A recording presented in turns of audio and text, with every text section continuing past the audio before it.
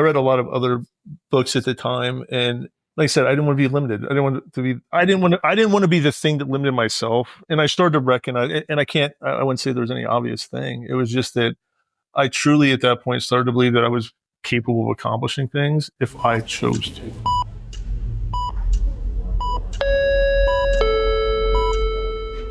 Paging Dr. Cook.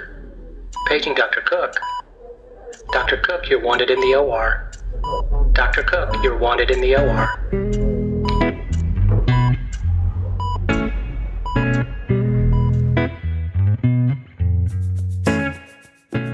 Welcome to the Prescription for Success podcast with your host, Dr. Randy Cook.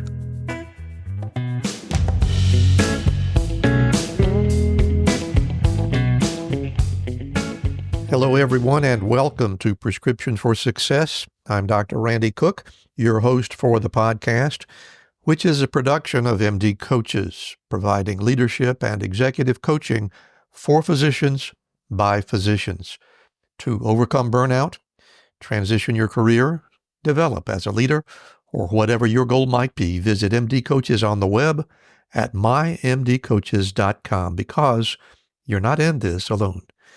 And don't forget that CME credit is available when you listen with us.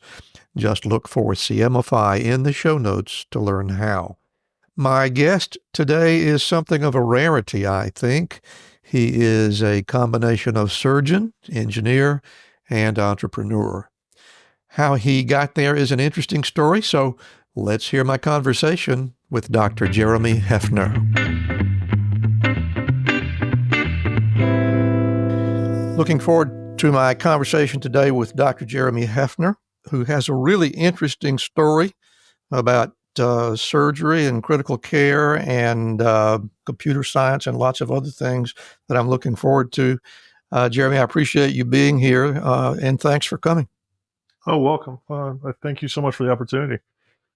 Well, Jeremy, as we always do, we want to talk about the entirety of the arc of your life. And so let's begin at the beginning. I notice that you have spent, when I look at your CV, that you spent a lot of time in Ohio, and I wonder if that's your birth territory.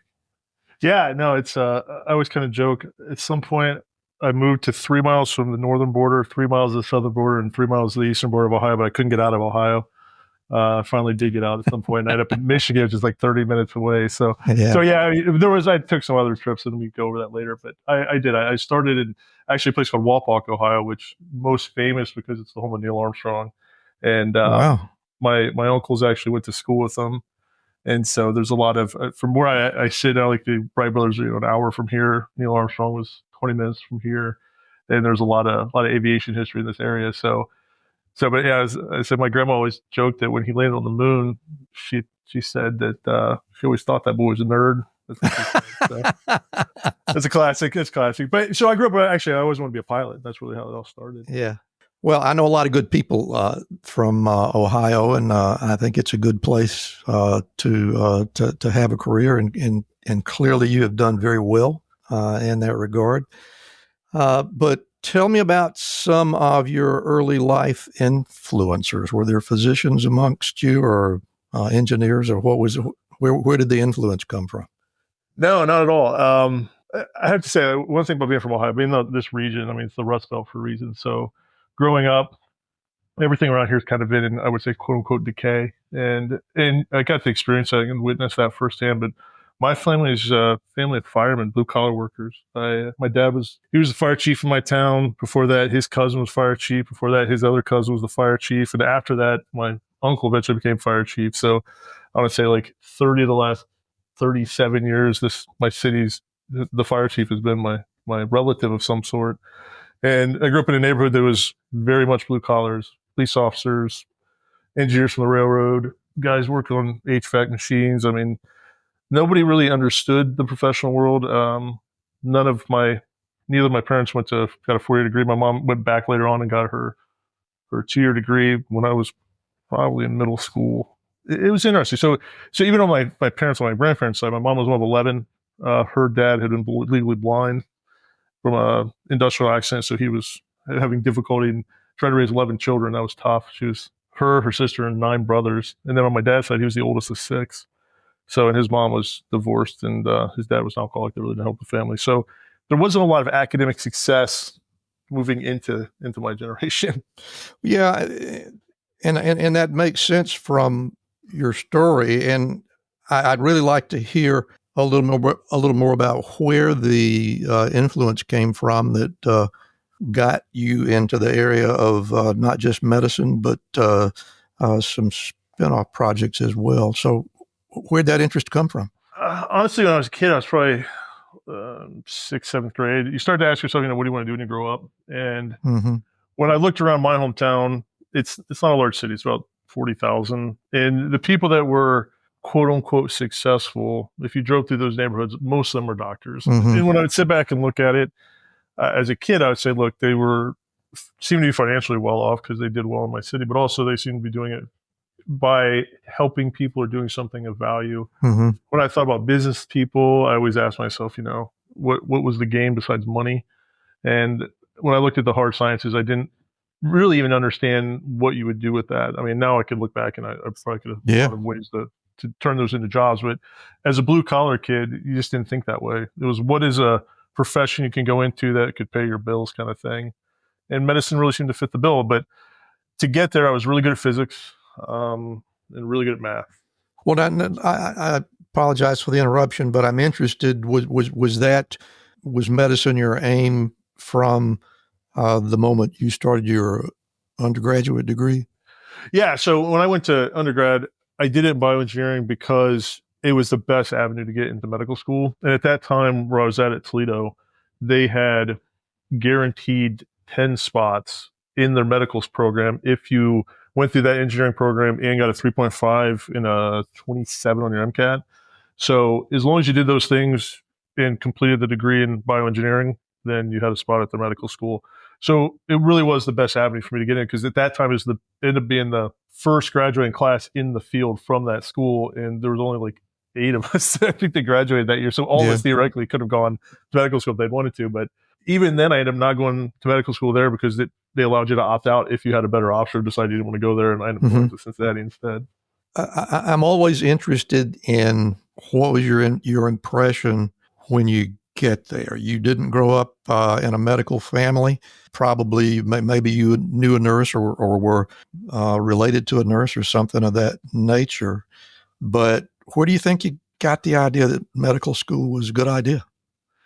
Yeah, I gotta say, I agree with you. I think when I was a kid, I didn't understand anything. And I kid all the way through college. I didn't understand anything how medicine worked. I didn't understand like how surgeons even function or did their job or what their day looked like. It was completely, I have no idea. And not just that, I mean, I grew up kind of what I would say poverty adjacent and went through the socioeconomic classes as I got older. And so I kind of traveled through the economic world as well. And there was a point where I was working in college, I was working at NIH, and it was the summer that the Genome Project broke. I was actually working there. And it just happened that my best friend from my hometown, his aunt and uncle lived in the DC area. And they were living across the street from Celera, which is actually the company that broke the Genome Project prior to NIH announcing it later on that summer. So I don't know if you remember then, but Celera actually was separate. The guy who created that Inventor had split off from NIH, formed his own company. So I got to meet him, and then I also got to meet Fauci that summer and Collins that summer, all while I was kind of working in that area. Yeah, and it was interesting. It was an amazing summer. But the part was staying with my friend's aunt and uncle. They lived in Rockville, which is north of DC, if you know anything about the area. It's a really nice area. But they were both professionals. And it was actually the first time I kind of got to experience the professional world, especially in that DC area where everybody's a professional and everybody's, very talented. And I remember asking my friend's uncle, I said, look, I don't know if I feel comfortable. Like everybody here's accountants, everybody here's lawyer.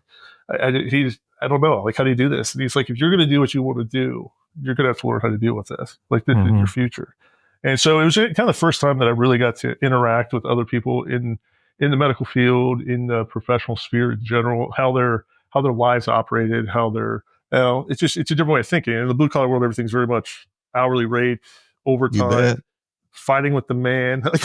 And I understand that. I understand the perspective 100%. And growing up, and I really did, it seemed like my dad being a fireman, like the mayor and him would be at odds over contract negotiations, whatever it is. But it was how you looked at a job and a career. It was very different than a way a professional does. We get paid by the procedure. We get paid for accomplishing a certain goal. And it doesn't matter if I took a nap at 2 p.m, it doesn't really matter as a professional because I'm not getting paid by the hour. Whereas, a blue collar guys, you think that's ridiculous.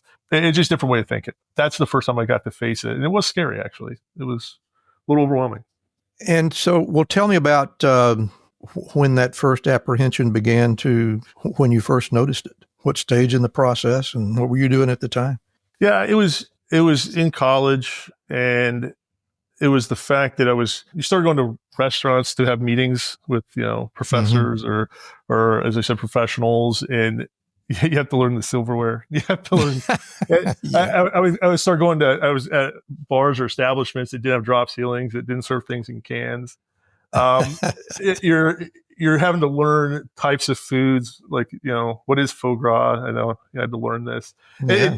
Things you take for granted, but it's the stuff that's tangential to the job, the things that you kind of define the class structures. Like you really start to see it as you move through it. And as you get into medicine, they very much do exist. It's something that I think I take for granted now because you're in and out of these kind of circles. But as you're entering it, they talk about, what is it, the imposter syndrome. Like my entire life, I was joking, I was laughing. It's like my entire life felt like imposter syndrome. Like I just got over it. Like I just figured it out. And, but in college, I was a student body president.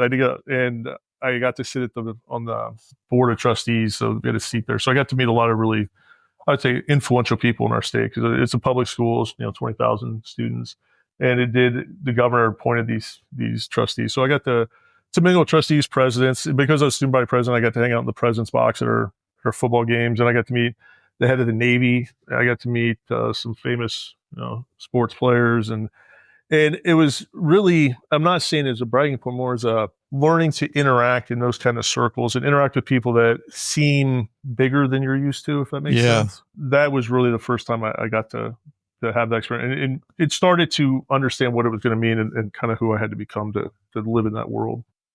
We'll get back to our interview in just a moment, but first, I'd like to share a message from Navigate. After spending years in the financial sector, Navigate has met lots of clients with all kinds of student loan issues.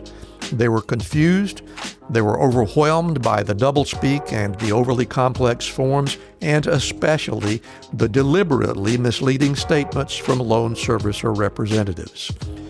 Navigate recognized the chaos in the student loan industry and immediately brought clarity and real solutions. If you'd like to flip the script on student debt, visit www.flipthescript.loan/MD-coaches to schedule a call with Navigate.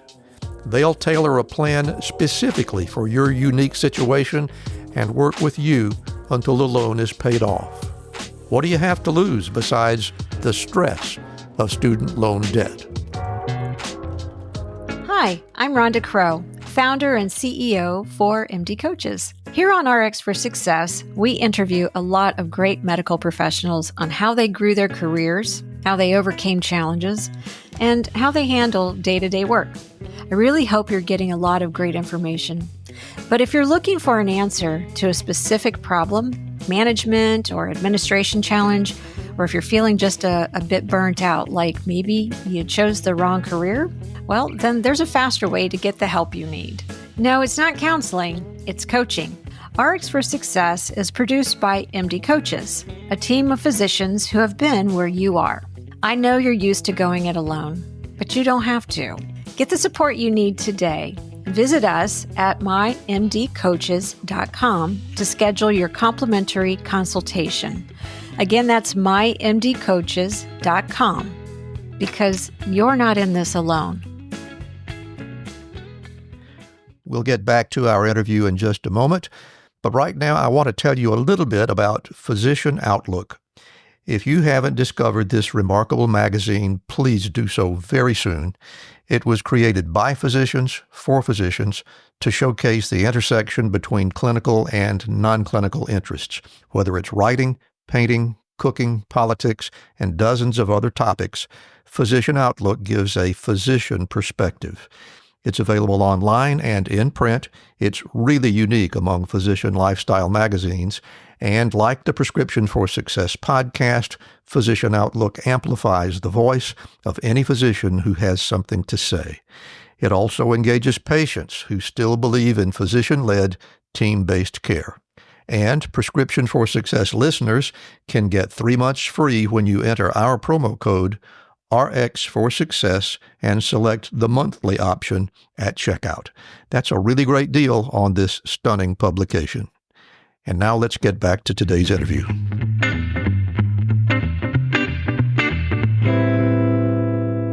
Did you find that intimidating or off-putting, or what was your... I mean, it sounds to me like you were being pretty intellectual about this on a certain level. Oh, no. I was a drunk college kid. I did stupid stuff. Like, I would be great about it.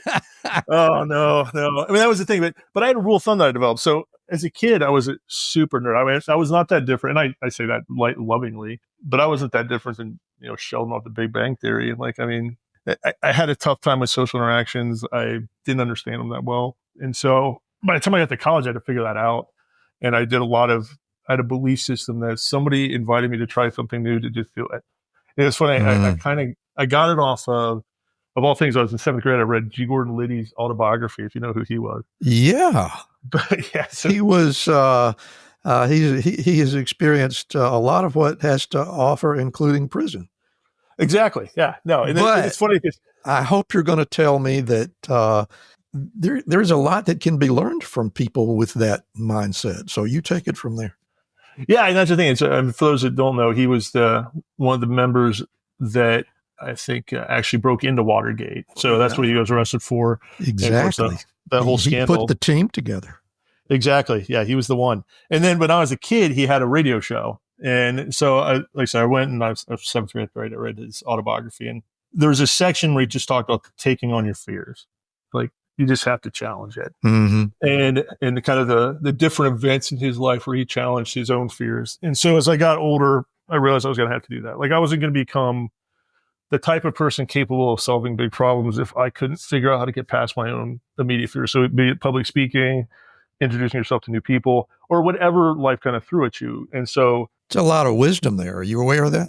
At the time, I don't think I would have called it wisdom. I think we called it. Well, that's my point. I mean, you were where you were chronologically, but most people at that age are disinclined to make hard choices and do the things that have to be done and put themselves in intimidating situations. But yet you stepped up to the plate. What do you think made you different in that regard? I don't know. I think, honestly, I didn't want to feel that I had set up my own limitations. I read a lot of books. Like I said, I'm reading G. Gordon Liddy at 7th grade. So I read a lot of books at the time. And like I said, I didn't want to be limited. I didn't want to be, I didn't want to be the thing that limited myself. And I started to recognize, and I wouldn't say there was any obvious thing. It was just that I truly at that point started to believe that I was capable of accomplishing things if I chose to.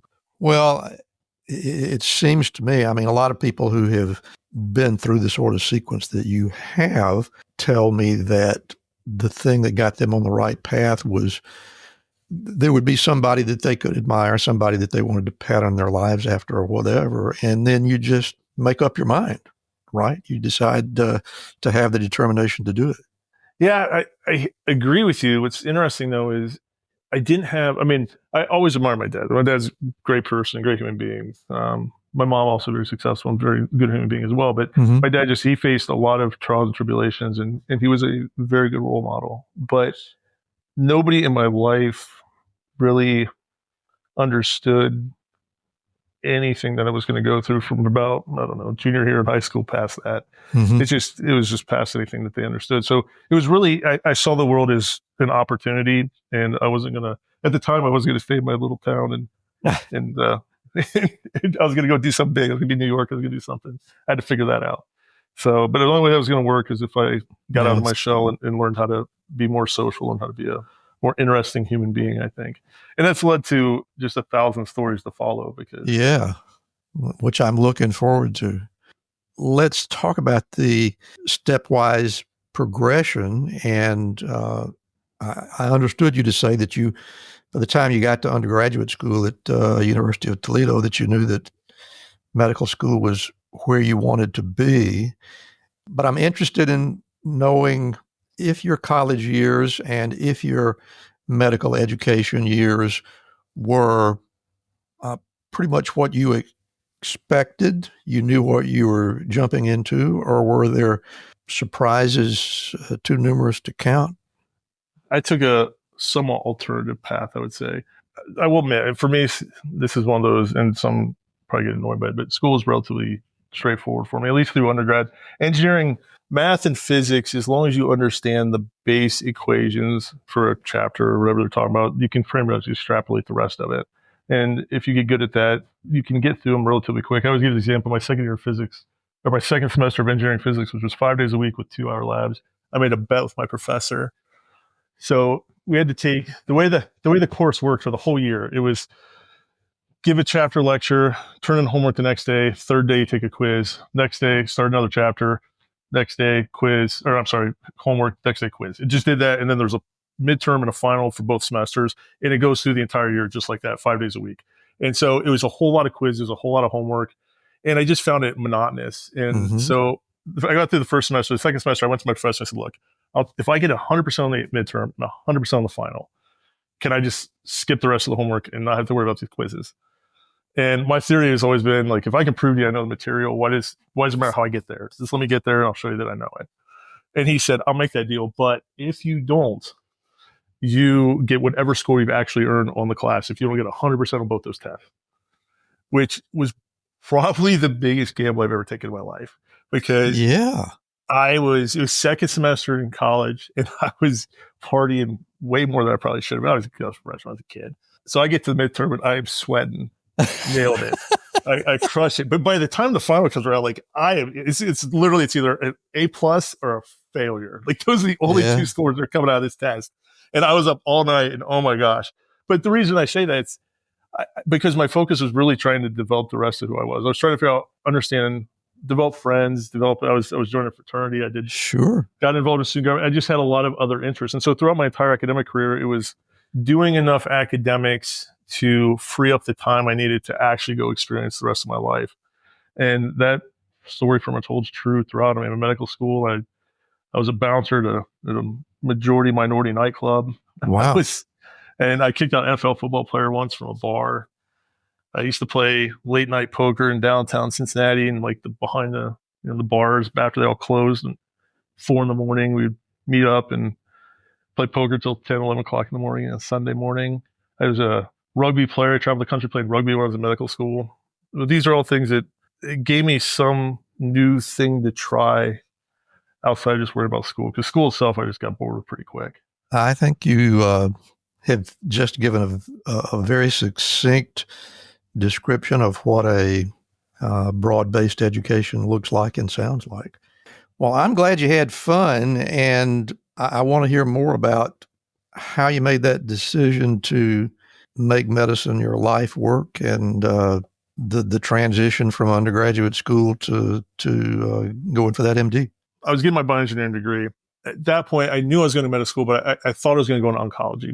My grandmother, she'd helped take care of me a lot when I was a kid, and she developed multiple myeloma. And so, this was going to be I was going to just fix it. Actually, I'd been working on cancer therapy research when I was in bioengineering in undergrad, and then I figured I would stay working on some form of that. I was going to using viruses actually to target cancer cells was where we were going. And when I was at Cincinnati, I ended up working at Cincinnati Children's doing the same kind of research in one of their labs. But I really thought that was going to be the future. I was going to help my grandma.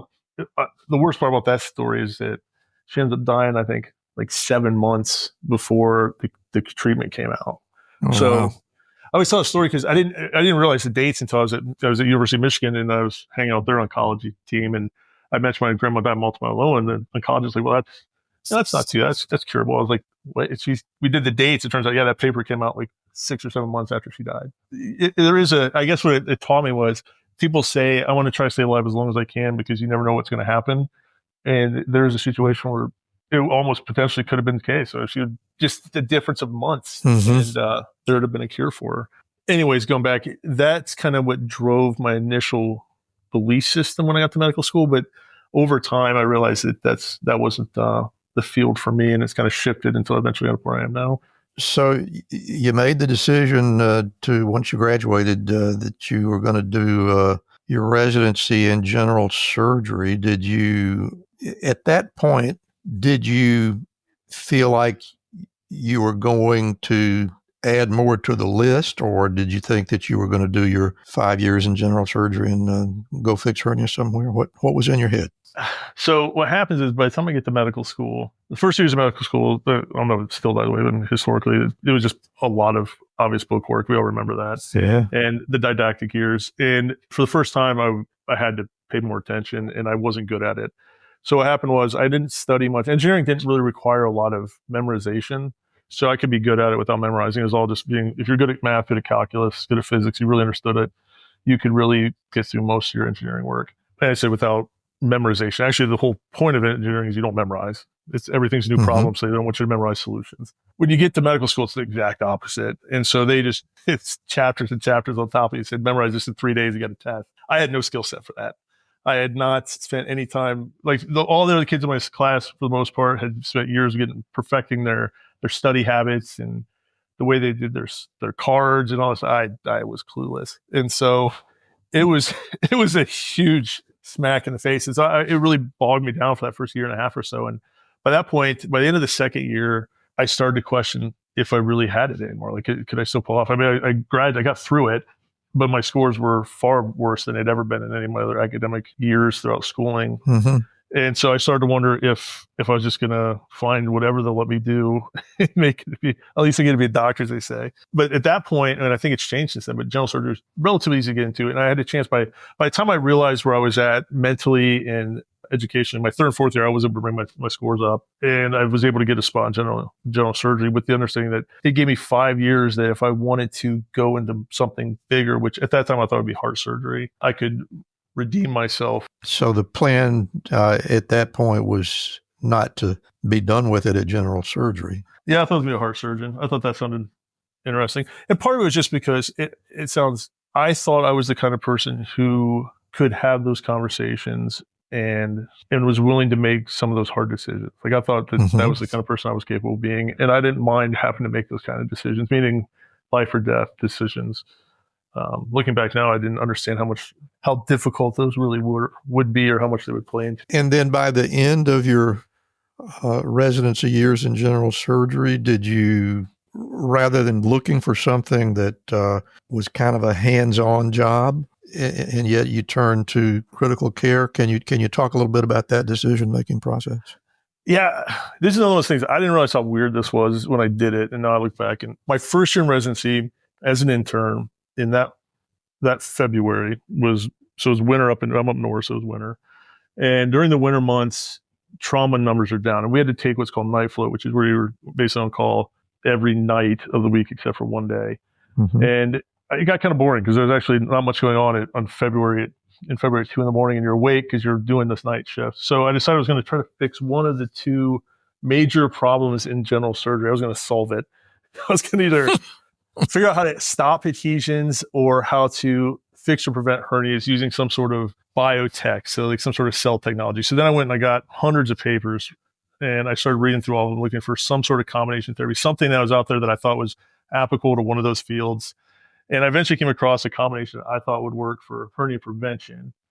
And then one day I got off work at 6 or 7 in the morning, and then I started calling engineering departments around the state that were relatively close and trying to find one that would work with me. And I learned early on that if you say you're a doctor, you're a surgeon, people will talk to you. So eventually I got hold of the dean at Youngstown State University and a couple of professors. One was in biology, one in engineering. They're willing to do a project with me. And then I had to find the money for it. So I went out and I found a research, well, not even any research. It was just a fund that my hospital had, because they really didn't do a lot of research. And there's nobody ever applied for money from them in decades. And it's just sitting there. And so I found it. And then I went and had this committee meeting, which they had to actually create a committee because they haven't done this. Like they never actually thought to allocate this money. And nobody ever asked for it. And I got And I wrote this. That sounds like a dream to a lot of people, you know? Yeah, no, it's funny. So I wrote this proposal, and I sit down with my buddy that I had like helping me, and I went through this whole process, and they ended up approving, like $40,000 or $45,000 for me to do this project. And next thing I know, I opened my own research lab at YSU.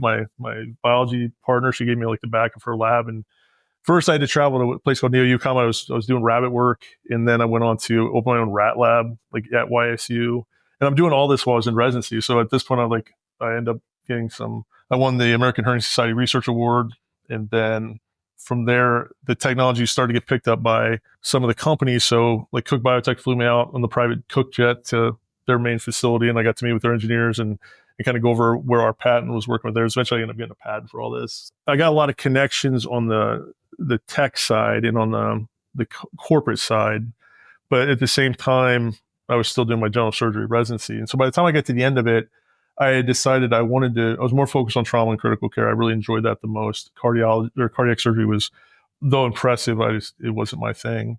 And I also now had this research work that I'd been working on, and I really wanted to continue because it was basically stem cell research mixed with biomaterials. There was only one place in the country that was doing anything like it that had kind of both of those, and that was University of Michigan. So I reached out to Professor Dr. Mike Franz up in Michigan, he was specializing in stem cell work and hernias. And I was like, look, here's what I'm working on. And it was funny because I was actually submitting a paper at that point to one of the big journals, and he was the guy that was reviewing it because he was the only guy in the country that understood what I was working on it. So, but he ended up agreeing to work with me. And then I got Lena Napolitana, who's very well known in the critical care world. She agreed to take me in, and that's how I ended up in Michigan. But it was quite an experience, actually, residency. I found out most people don't start their own research labs when they're interns. True. So did you decide to go back home to Ohio when you finished that fellowship training, or was there some time elsewhere?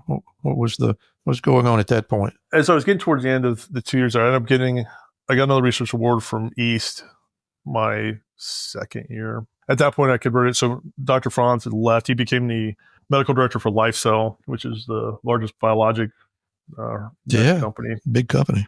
Yeah, he went and worked for them. So once he left, it kind of removed my ability to do that research from Michigan. So I switched over, and I was applying similar technology then to burn research with Dr. Stu Wang. I was given the option to stay in academics. My new boss, Lena Napolitano, above her was the guy named Hassan Alam. He's now the chairman at Chicago. Both of them were amazing. They were very supportive of everything I was working on. Dr. Alam taught me a lot, so Dr. Napolitano. Napolitano might be the greatest clinician I've ever seen, like live. Probably by far the greatest multitasker I've ever witnessed. And so it was all amazing. But I got to a point where I had to decide, as we all do, like private practice or community hospital or stay in academics. And at that point, I'll be honest with you, academics had kind of burned me out. There's a lot of ego there. There's a lot of I just didn't know if I wanted to tolerate that much anymore. Like, honestly. That's a nice way to put it. Yeah. So I talked to my dad, and it's funny. I said, he was like, what's the difference? I said, if you want to be a famous surgeon, you got to stay in academics. And then if you want to make money and take care of like the population, generally you're going to in the community. Yeah. And then I said, Dad, do you know who Dr. Starzl is? And he's like, no. I was like, do you know who Dr. DeBakey is? He's like, no. I was like, there are no famous surgeons, so I'm going to go in. I'm going to private. My goodness. That's an interesting train of thought. It really is. Well, Jeremy, again, it's been a real pleasure talking with you right now. I want to get out of your way and give you an opportunity to share some of your personal wisdom. So, audience, I'm going to close my mic for a bit, and we'll hear from Dr. Jeremy Heffner and his personal prescriptions for success. First and foremost, wherever you set the bar, set it higher. You're capable of accomplishing way more than you think you are. And in most cases, it really just comes down to taking the first step and starting the journey. There's guys out there like David Goggins or heck, even Nike, where they say just do it. That's what they mean. None of us are born special. None of us are guaranteed to be successful, but all of us that have been or underfed through it can say that it really just comes down to recognizing that you're capable of it, no matter who you are, and just taking one step at a time until eventually you will find that you will reach those goals, because they are actually all of them are possible. But the other side of it is when the world offers you an opportunity, don't be afraid of it. I've found that almost every interaction I've had in life has some purpose. I don't necessarily know what it is at that time, but I'm always open to get to know somebody and to find out their story. And then at some point, you'll find out that there was a reason that that piece of information, that contact, just that interaction itself and where it puts you in time had value. Sometimes major changes in your life, sometimes minor, but they all play a role for some reason. And if they offer you an opportunity to, as I said, I went and played rugby, or I went and started a lab, or threw out NFL football players from bars, every one of them just came from saying, yeah, let me hear, what do you got? And that could possibly change your work, change your life. And you don't want to miss it. You don't want to let it pass you by. And finally, I think the biggest one is the only real commodity in life is time. It's limited. It's the only one you can't get more of. And if you take it for granted, you're wasting the one thing that you can't get back. Don't forget that I stood at the National Portrait Gallery one time, and there was a series of pictures on the wall, and it was basically four sisters. It was one of those classic, their entire lives played out. And you could see the whole, step back and look at it's like 80 years, and you realize just how few there were. There's not that many pictures. And it's going to go fast. I think everybody listening to this knows that already, but don't waste it. Those would be, from my experience, the top 3 prescriptions for success. Very well said. Dr. Jeremy Heffner, thank you so much for being with us today on Prescriptions for Success. It's been a pleasure. Thank you so much. You have a good day.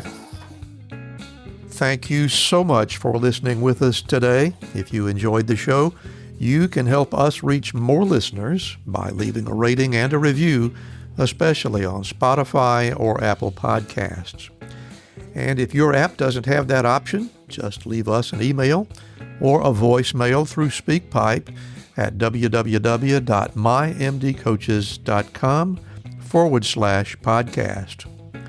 You can also help by becoming a Patreon member. That link is in the show notes, and we hope you'll also follow our companion podcast, Life-Changing Moments with Dr. Dale Waxman. Special thanks to our producer, Craig Clausen, our promotions manager, Mariana Rodabaugh, and to Ryan Jones, who created and performs our theme music. And remember, be sure to fill your prescription for success with my next episode.